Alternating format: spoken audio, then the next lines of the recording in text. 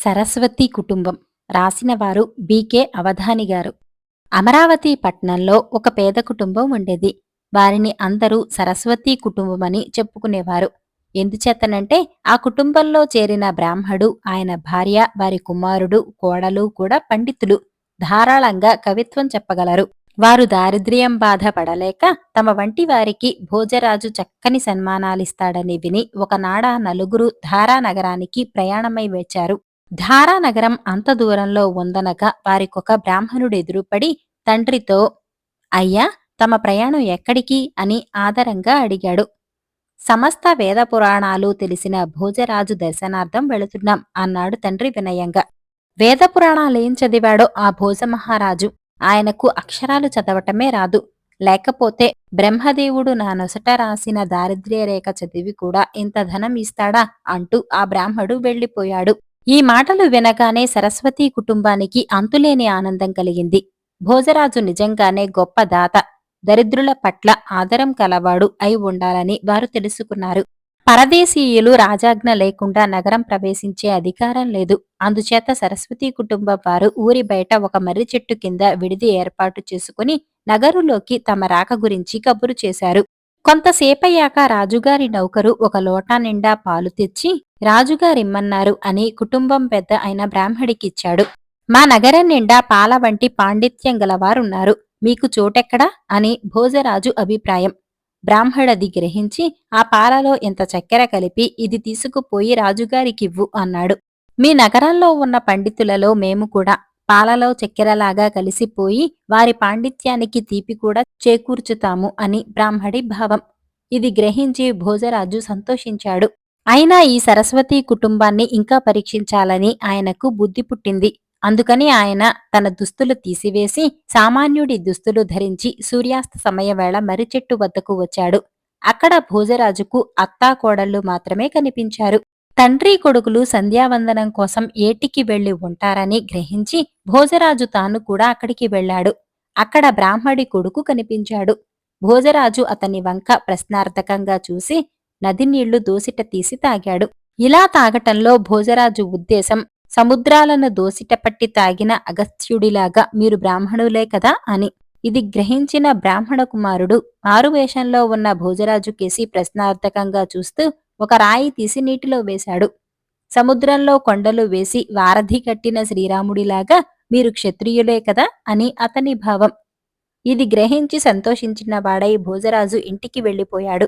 కాని ఈ సరస్వతీ కుటుంబం వారిని ఇంకా దగ్గరగా పరీక్షించి వారి కవితాశక్తి కూడా చూస్తే తప్ప భోజుడికి నిద్రపట్టేలా కనపడలేదు.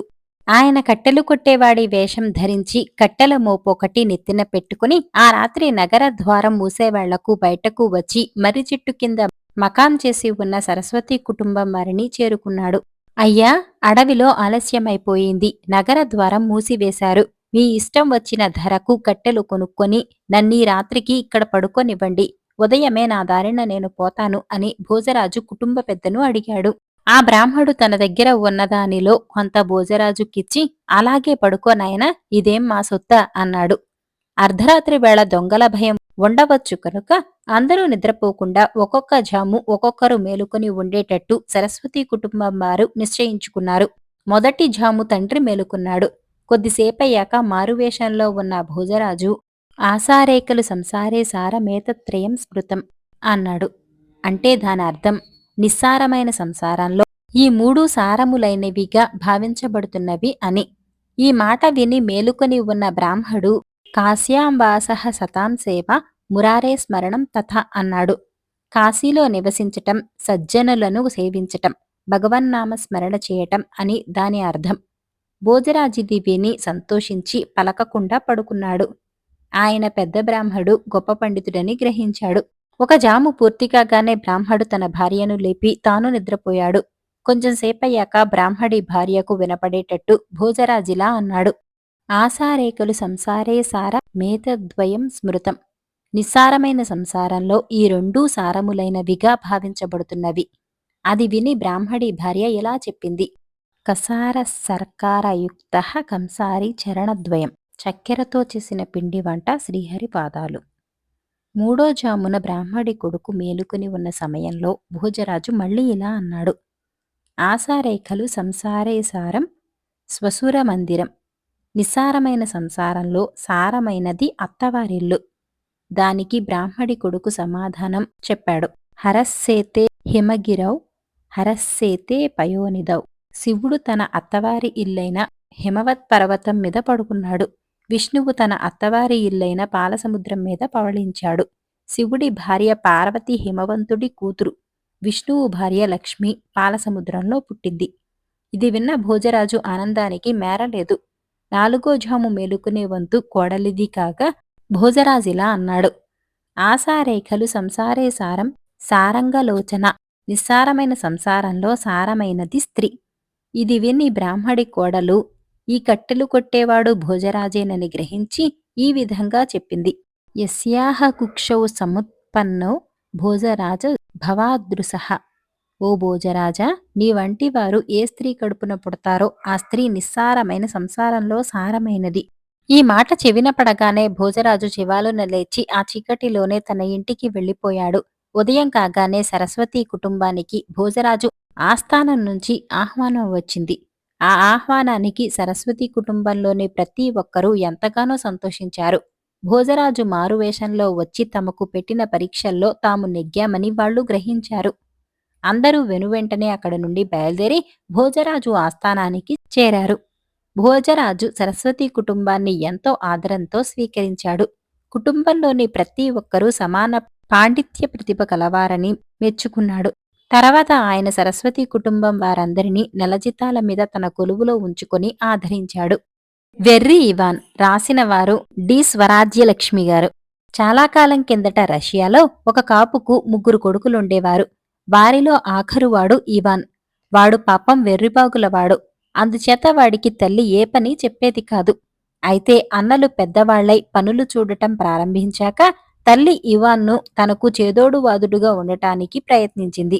ఒకనాడు ఉదయం అన్నలిద్దరూ గొర్రెలను బీడుకు తోలుకుపోయారు. తల్లి వాళ్ల కోసం అట్లు తయారుచేసి వాటిని చట్టెలో పెట్టి, ఇవి తీసుకుపోయి బీడులో గొర్రెలను కాస్తున్న అన్నలకియ్యి అని చట్టి ఇవాన్కు ఇచ్చింది. ఇవాన్ చట్టి నెత్తిన పెట్టుకుని బయలుదేరి నడవసాగాడు. వాడు కొంత దూరం పోయి వెనక్కు తిరిగి చూసేసరికి తన నీడ కనిపించింది. ఇవాన్ ఆశ్చర్యపడ్డాడు. తాను నడిస్తే అది నడిచింది. తాను ఆగితే అది ఆగింది. ఏయ్, ఎవరు నువ్వు? ఎందుకు నా వెంటపడ్డావు? అని ఇవాన్ తన నీడను కోప్పడ్డాడు. కాని నీడ బదులు చెప్పలేదు. ఇంకా వెంబడిస్తూనే ఉన్నది. ఓహో, చట్టిలో అట్లున్నాయని తెలుసుకున్నావా? ఇందా ఒకటి తీసుకోపో అంటూ ఇవాన్ ఒక అట్టు తీసి నీడ మీద పడేసి ముందుకు సాగాడు. కాని నీడ వెంబడిస్తూనే ఉంది. ఇవాన్ ఇంకో అట్టు తీసి నీడ మొహాన కొట్టాడు. నీడ వెంబడిస్తూనే ఉంది. ఇవాన్ ఒక్కొక్క అట్టే దాని మొహాన పారేయసాగాడు. చివరకు కోపం వచ్చి చట్టి ఎత్తి నీడమీద ఎత్తి కొట్టేసి చావు అని తిట్టి వట్టి చేతులతో అన్నల దగ్గరికి వెళ్ళాడు. వాడు రావటం చూసి ఎందుకొచ్చావు అన్నారు వాళ్ళు. మీకు ఇంటి దగ్గర నుంచి తిండి తెచ్చాను అన్నాడు ఇవాన్. ఏది అన్నారు అన్నలు. అమ్మ అట్టు వేసి ఇచ్చింది.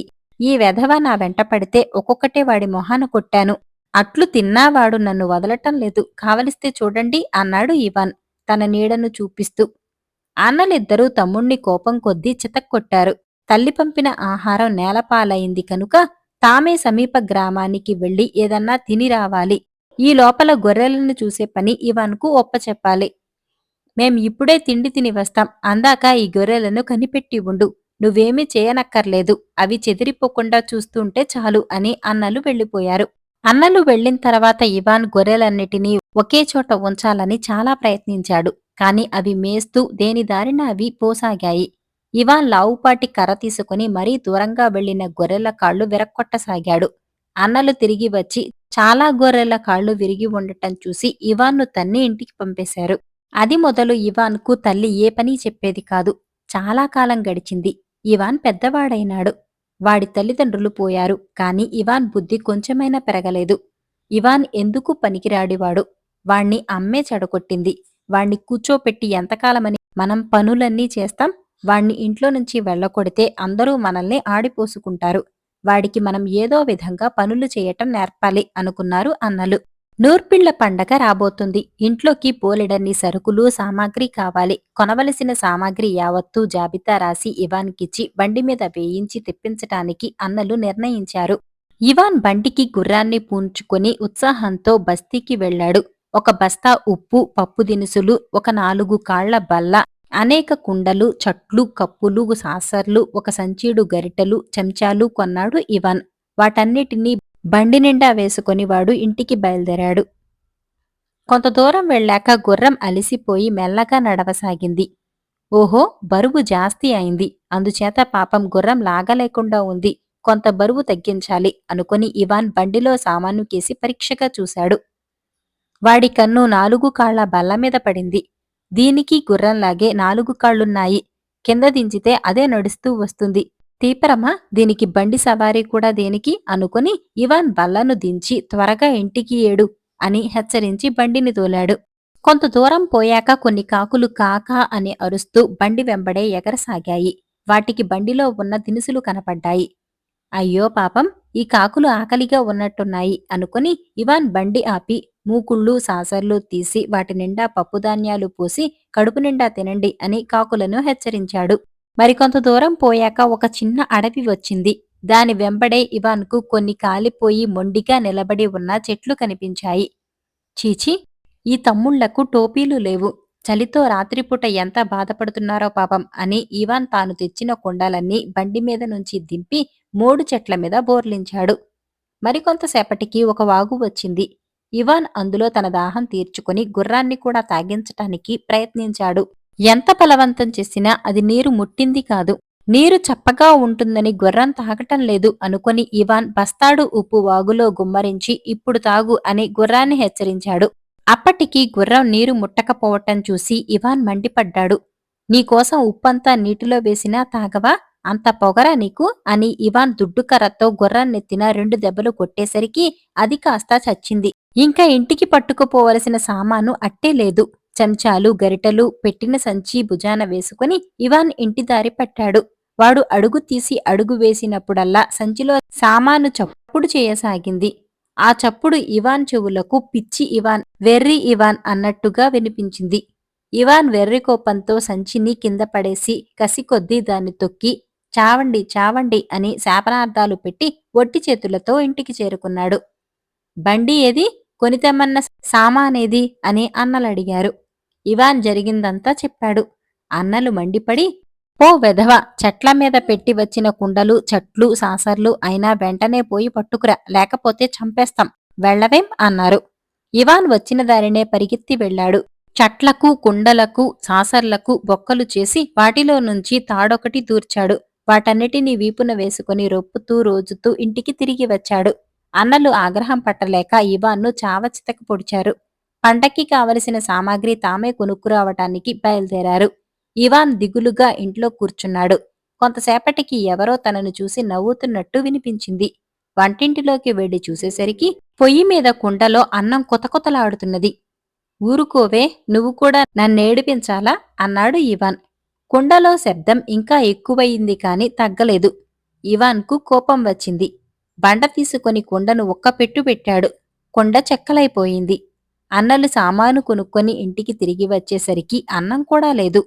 ఇవాన్ నిజంగా వెర్రివాడేనని, వాణ్ణి బాగుచేయటం అసంభవమని గ్రహించి అన్నలు ఏదో విధంగా వాణ్ణి పోషించసాగారు.